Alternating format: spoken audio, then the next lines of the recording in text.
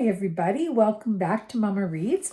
I am continuing reading Harry Potter and the Chamber of Secrets, and we are now on chapter 3, The Burrow. Ron! Breathed Harry, creeping to the window and pushing it up so they could talk through the bars. Ron, how did you, what the... Harry's mouth fell open as the full impact of what he was seeing hit him. Ron was leaning out of the back window of an old turquoise car, which was parked in mid-air. Grinning at Harry from the front seats were Fred and George, Ron's elder twin brothers. All right, Harry? What's been going on? Asked Ron. Why haven't you been answering my letters? I've asked you to stay about 12 times, and then Dad came home and said you'd got an official warning about using magic in front of muggles. It wasn't me. And how did he know? He works for the ministry, said Ron. You know, we're not supposed to do spells outside school. Bit rich coming from you, said Harry, staring at the floating car. Oh, this doesn't count, said Ron. We're only borrowing this. It's Dad's. We didn't enchant it, but doing magic in front of those muggles you live with.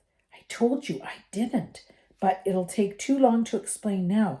Look, can you explain to them at Hogwarts that the Dursleys have locked me up and won't let me come back? And obviously I can't magic myself out because the ministry will think that's the second spell I've done in 3 days. So stop gibbering, said Ron.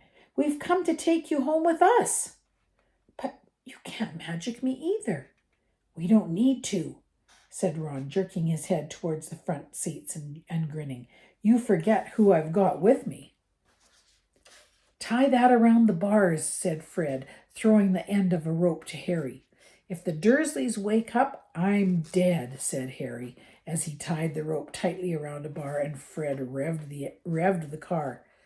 Don't worry, said Fred, and stand back.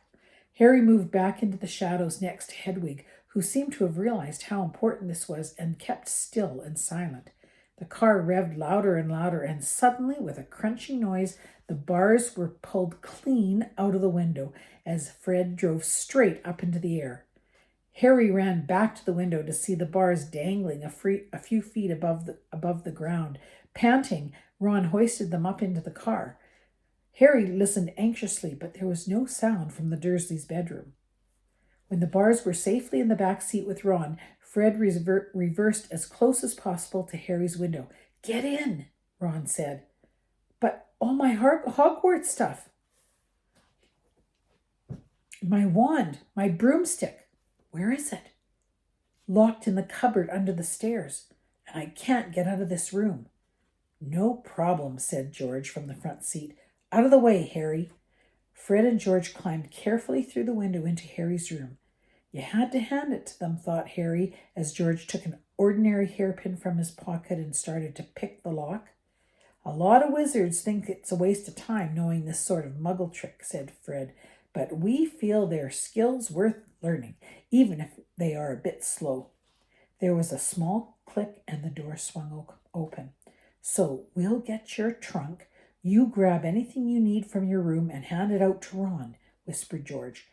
Watch out for the bottom stair. It creaks, whispered Harry back to them as the twins disappeared onto the dark landing. Harry dashed around his room, collecting his things together and passing them out of the window to Ron. Then he went to help Fred and George heave his trunk up the stairs. Harry heard Uncle Vernon cough. At last, panting, they reached the landing, then carried the trunk through Harry's room to the open window.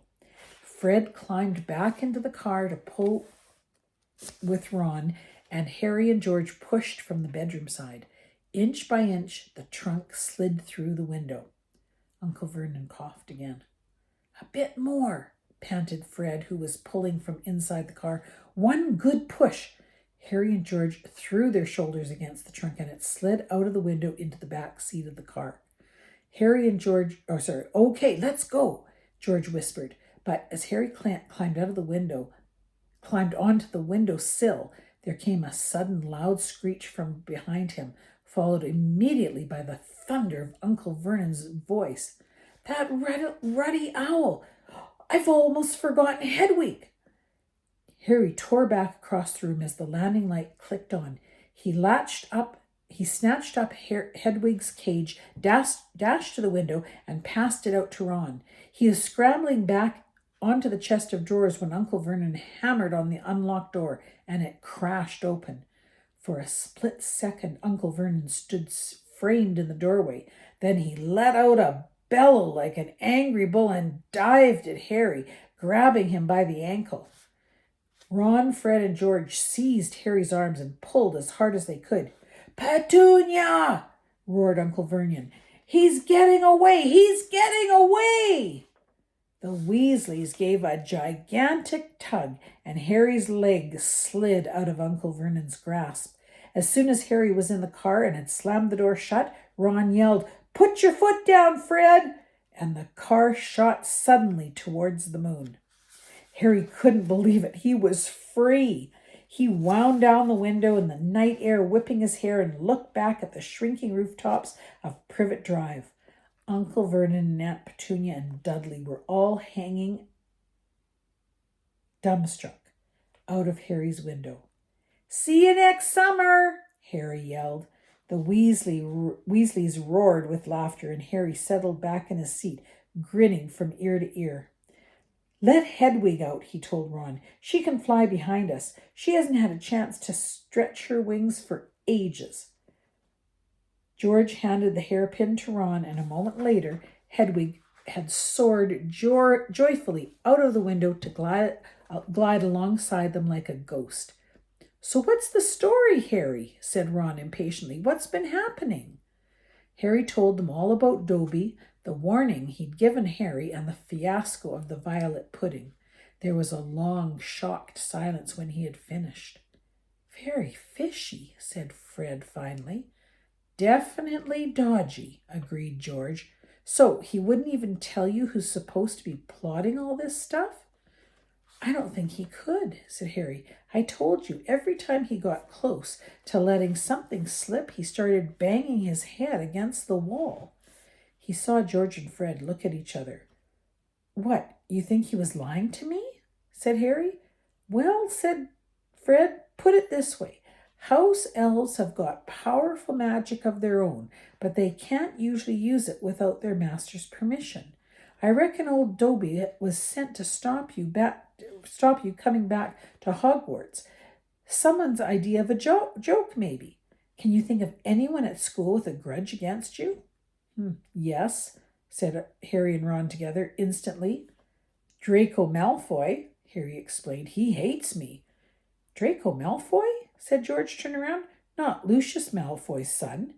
"Must be. It's not a very common name, is it?" said Harry. "Why?" "I've heard Dad talking about him," said George. "He was a big supporter of you-know-who." "And when you-know-who disappeared," said Fred, craning around to look at Harry, "Lucius Malfoy came back saying he'd never meant any of it. Load of dung. Dad reckons he was right in you-know-who's inner circle." Harry had heard these rumors about Malfoy's family before, and they didn't surprise him at all. Malfoy made Dudley Dursley look like a kind, thoughtful, and sensitive boy. "I don't know whether that Malfoys own a house elf," said Harry, "or whoever owns him will be an old wizarding family, and they'll be rich."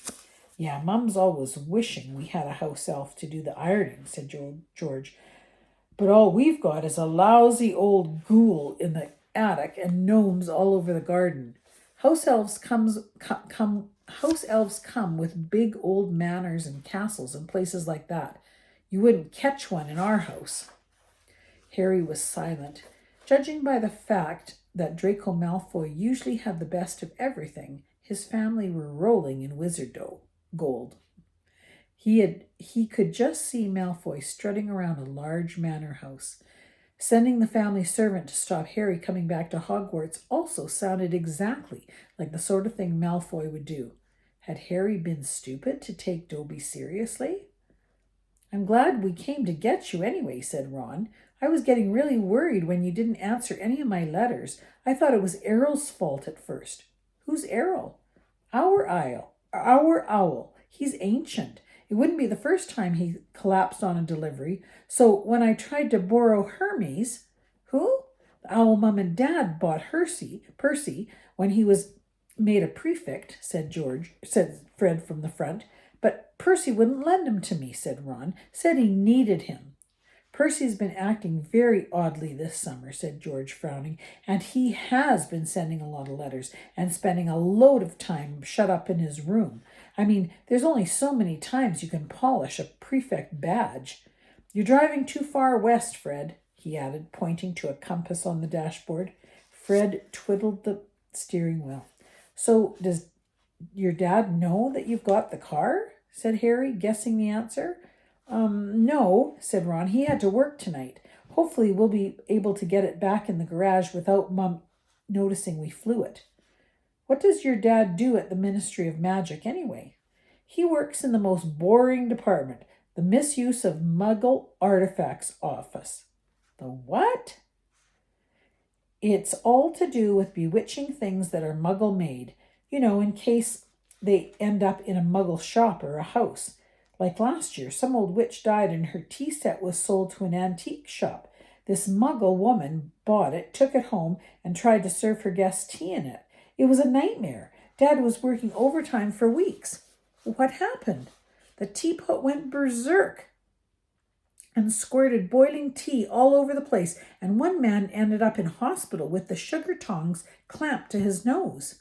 Dad was going frantic. It's only him and an old warlock called Perkins in the office, and they had to do memory charms and all sorts to cover it up.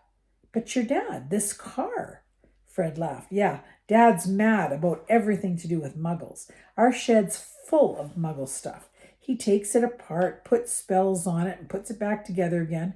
If he raided our house, he'd have to put himself straight under arrest. Drives Mum mad. That's the main road, said George, peering down through the windscreen. We'll be there in 10 minutes. Just as well, it's getting light. A faint pinkish glow was visible along the horizon to the east. Fred brought the car lower, and Harry saw a dark patchwork of fields and clumps of trees. We're a little way outside the village, said George. Ottery Street catchpole. Lower and lower went the flying car. The edge of a brilliant red sun was now gleaming through the trees. Touchdown, said Fred, as with a slight bump they hit the ground. They had landed next to a tumble-down garage in a small yard, and Harry looked out for the first time at Ron's house. It looked as though it had once been a large stone pigsty, but extra rooms had been added here and there until it was several stories high, and so crooked it looked as though it was held up by magic, which, Harry reminded himself, it probably was. 4 or 5 chimneys were perched on top of a red roof. A lopsided sign stuck in the ground near the entrance read, "The Burrow." Round the front door lay a jumble of Wellington boots and a very rusty cauldron. Several fat brown chickens were pecking their way around the yard. It's not much, said Ron. It's brilliant, said Harry happily, thinking of Privet Drive. They got out of the car. Now, we'll go upstairs really quietly, said Fred, and wait for Mum to call us for breakfast. Then, Ron, you come bounding downstairs going, Mum, look who turned up in the night. And she'll be so pleased to see Harry, and no one need ever know we flew the car. Right, said Ron. Come on, Harry. I sleep at the... Ron had gone a nasty greenish color, his eyes fixed on the house. The other 3 wheeled around. Mrs. Weasley was marching across the yard, scattering chickens, and for a short, plump, kind-faced woman, it was remarkable how much she looked like a saber-toothed tiger. Said Fred. Oh, dear, said George. Mrs. Weasley came to a halt in front of them, her hands on her hips, staring from one guilty face to the next. She was wearing a flowered apron with a wand sticking out of the pocket. So, she said. Morning, Mum, said George in what he clearly thought was a jaunty, winning voice. Have you any idea how worried I've been? Said Mrs. Weasley in a deadly whisper. Sorry, Mum, but see, we had to... All 3 of Mrs. Weasley's sons were taller than she was, but they cowered as her rage broke over them. Bed's empty, no note, car gone, could have crashed. Out of my mind with worry. Did you care? Never as long as I've lived. You wait until your father comes home. We never had trouble like this from Bill or Charlie or Percy. Perfect Percy, muttered George. You could do with taking a leaf out of Percy's book, yelled Mrs. Weasley, prodding a finger into Fred's chest. You could have died. You could have been seen. You could have lost your father his job. It seemed to go on for hours. Mrs. Weasley had shouted herself hoarse before she turned on Harry, who backed away. I'm very pleased to see you, Harry dear, she said. Come in and have some breakfast. She turned and walked back to the house, and Harry, after a nervous glance at Ron, who nodded encouragingly, followed her. The kitchen was small and rather cramped. There was a scrubbed wooden table and chairs in the middle, and Harry sat down on the edge of his seat, looking around. He had never been in a wizard house before. The clock on the wall opposite him had only one hand and no numbers at all. Written around the edge were things like, time to make tea, time to feed the chickens, you're late. Books were stacked 3 deep on the mantelpiece, books with titles like Charm Your Own Cheese, Enchantment in Baking, and 1-Minute Feasts. It's magic. And unless Harry's ears were deceiving him, the old radio next to the sink had just announced that coming up was Witching Hour with the popular singing sorceress Celestina Warbeck. Mrs. Weasley was clattering around cooking breakfast a little haphazardly, throwing dirty looks at her sons as she threw sausages into the frying pan. Every now and then she muttered things like, don't know what you were thinking of, and never would have believed. I don't blame you, dear, she assured Harry, tipping 8 or 9 sausages onto his plate. Arthur and I have been worried about you, too. Just last night we were saying we'd come and get you ourselves if you hadn't written back to Ron by Friday. But really, she was now adding 3 fried eggs to his plate. Flying in an illegal car halfway across the country, anyone could have seen you. She flicked her wand casually at the washing up in the sink, which began to clean itself, clinking gently in the background. It was cloudy, Mum, said Fred. You keep your mouth closed while you're eating, Mrs. Weasley snapped. They were starving him, Mum, said George. And you, said Mrs. Weasley, but it was with a slightly softened expression that she started cutting Harry bread and buttering it for him.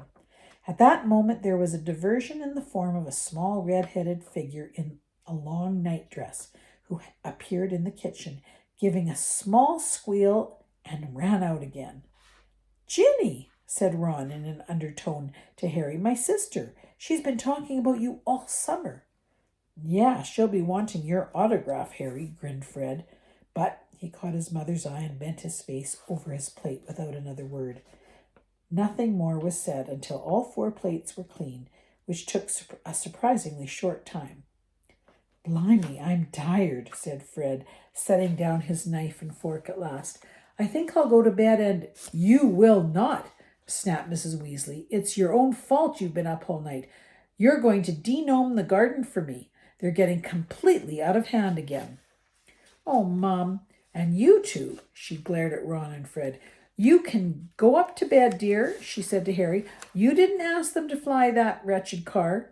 But Harry, who felt wide awake, said quickly, I'll help Ron. I've never seen a denoming. That's very sweet of you, dear, but it's dull work, said Mrs. Weasley. Now, let's see what Lockhart's got to say on the subject. And she pulled a heavy book from the stack on the mantelpiece. George groaned. Mom, we know how to denome a garden. Harry looked at the cover of Mrs. Weasley's book. Written across it in fancy gold letters were the words, Gilderoy Lockhart's Guide to Household Pets. There was a big photograph on the front of a very good-looking wizard with wavy blonde hair and bright blue eyes. As always in the wizarding world, the photograph was moving. The wizard, who Harry supposed was Gilderoy Lockhart, kept winking cheekily up at all of them. Mrs. Weasley beamed down at him. Oh, he's marvelous, she said. He knows his household pests all right. It's a wonderful book. Mum fancies him, said George in a very audible whisper. Don't be ridiculous, Fred, said Mrs. Weasley, her cheeks rather pink. All right, if you think you know better than Lockhart, you can go and get on with it, and woe betide you if there's a single gnome in that garden when I come out to inspect it. Yawning and grumbling, the Weasleys slouched outside with Harry behind them. The garden was large and in Harry's eyes exactly what a garden should be. The Dursleys wouldn't have liked it. There were plenty of weeds, and the grass needed cutting, but there were old gnarled trees all around the walls, plants Harry had never seen spilling from every flower bed, and a big green pond full of frogs. Muggles have garden gnomes too, you know, Harry told Ron as they crossed the lawn. Yeah, I've seen those things they think are gnomes, said Ron, bent double with his head in a peony bush, like fat little Father Christmases with fishing rods. There was a violent scuffling noise. The peony bush shuddered and Ron straightened up. This is a gnome, he said grimly. Draw me, draw me, squealed the gnome. It was certainly nothing like Father Christmas. It was small and leathery looking with a large knobby bald head, exactly like a potato. Ron held it at arm's length as it kicked out at him with its horny little feet. He grasped it around the ankles and turned it upside down. This is what you have to do, he said. He raised the gnome above his head. Giraffe me! And started to swing it in great circles like a lasso. Seeing the shocked look on Harry's face, Ron added, It doesn't hurt them. You've just got to make them really dizzy so they can't find their way back to the gnome holes. He let go of the gnome's ankles. It flew 20 feet into the air and landed with a thud in the field over the hedge. Pitiful, said Fred. I bet I can get mine beyond that stump. Harry learned quickly not to feel too sorry for the gnomes. He decided just to drop the first one he caught over the hedge, but the gnome, sensing weakness, sank its razor-sharp teeth into Harry's finger, and he had a hard job shaking it off until, Whoa, Harry, that must have been 50 feet. The air was thick with flying gnomes. See, they're not too bright, said George, seizing 5 or 6 gnomes at once. The moment they know the denoming's going on, they storm up to have a look. You'd think they'd have learned by now just to stay put. Soon the crowd of gnomes in the field started walking away in straggling lines, their little shoulders hunched. They'll be back, said Ron as they watched the gnomes disappear into the hedge on the other side of the field. They love it here. Dad's too soft with them. He thinks they're funny. Just then the front door slammed. He's back, said George. Dad's home. They hurried through the garden and back into the house. Mr. Weasley was slumped in a kitchen chair with his glasses off and his eyes closed. He was a thin man going bald, but the little hair he had was as red as any of his children. He was wearing long green robes, which were dusty and travel-worn. What a night, he mumbled, groping for the teapot as they all sat down around him. 9 raids, 9! And old Mundungus Fletcher tried to put a hex on me when I had my back turned. Mr. Weasley took a long gulp of tea and sighed. Find anything, Dad? Said Fred eagerly. All I got were a few shrinking door keys and a biting kettle, yawned Mr. Weasley.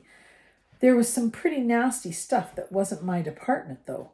Mortlake was taken away for questioning about some extremely old ferrets, but that's the Committee on Experimental Charms, thank goodness. Why would anyone bother making door keys shrink? Said George. Oh, just muggle baiting, sighed Mr. Weasley. Sell them a key that keeps shrinking to nothing so that they can never find it when they need it. Of course, it's very hard to convict anyone because no muggle would admit their keys keep shrinking. They'll insist they just keep losing it. Bless them. They'll go to any lengths to ignore magic, even if it's staring them in the face. But the things our lot have taken to enchanting you wouldn't believe. Like cars, for instance? Mrs. Weasley had appeared, holding a long poker like a sword. Mr. Weasley's eyes jerked open. He stared guiltily at his wife. Cars, Molly? Yes, Arthur, cars, said Mrs. Weasley, her eyes flashing. Imagine a wizard buying a rusty old car and telling his wife all he wanted to do with it was take it apart to see how it worked, while really he was enchanting it to make it fly. Mr. Weasley blinked. Well, dear, I think you'll find that he would be quite within the law to do that, even if he maybe would have done better to have told his wife the truth. There's a loophole in the law, you'll find, as long as he wasn't intending to fly the car. In fact, that the car could fly, wouldn't Arthur Weasley? You made sure there was a loophole when you wrote that law, shouted Mrs. Weasley, just so you could carry on tinkering with all that muggle rubbish in your shed. And, for your information, Harry arrived this morning in the car you weren't intending to fly. Harry? Said Mr. Weasley blankly. Harry who? He looked around and saw Harry and jumped. Good Lord, it is Harry Potter. Very pleased to meet you. Ron's told us so much about... Your sons flew that car to Harry's house and back last night, shouted Mrs. Weasley. What have you got to say about that, eh? Did you really? Said Mr. Weasley eagerly. Did it go all right? I mean, he faltered as sparks flew from Mrs. Weasley's eyes. That was very wrong, boys. Very wrong indeed. Let's leave them to it, Ron muttered to Harry as Mrs. Weasley swelled like a bullfrog. Come on, I'll show you my bedroom. They slipped out of the kitchen and down a narrow passageway to an uneven staircase, which zigged its way up through the house onto the third landing, where there was a door stood ajar. Harry just caught sight of a pair of bright brown eyes staring at him before it closed with a snap. Ginny, said Ron, you don't know how weird it is for her to be this shy. She never shuts up normally. They climbed 2 more flights until they reached a door with peeling paint and a small plaque on it saying Ronald's room. Harry stepped in, his head almost touching the sloping ceiling, and blinked. It was like walking into a furnace. Nearly everything in Ron's room seemed to be a violent shade of orange. The bedspread, the walls, even the ceiling. Then Harry realized that Ron had covered nearly every inch of the shabby wallpaper with posters of the same 7 witches and wizards, all wearing bright orange robes, carrying broomsticks, and waving energetically. Your Quidditch team? Said Harry. The Chudley Cannons, said Ron, pointing at the orange bedspread, which was emblazoned with 2 giant black C's and a speeding cannonball, 9th in the league. Ron's school spell books were stacked untidily in a corner next to a pile of comics, which all seemed to feature the adventures of Martin Miggs, the Mad Muggle. Ron's magic wand was lying on top of a fish tank full of frog spawn on the windowsill, next to his fat gray rat, Scabbers, who was snoozing in a patch of sun. Harry stepped over a pack of shuffling playing cards on the floor and looked out of the tiny window. In the field far below, he could see a gang of gnomes sneaking one by one back through the Weasleys' hedge. Then he turned to look at Ron, who was watching him almost nervously, as though waiting for his opinion. It's a bit small, said Ron quickly. Not like that room you had with the muggles. And I'm right under the ghoul in the attic. He's always banging on the pipes and groaning. But Harry, grinning widely, said, This is the best house I have ever been in. Ron's ears went pink. All right, I will see you back for chapter 4.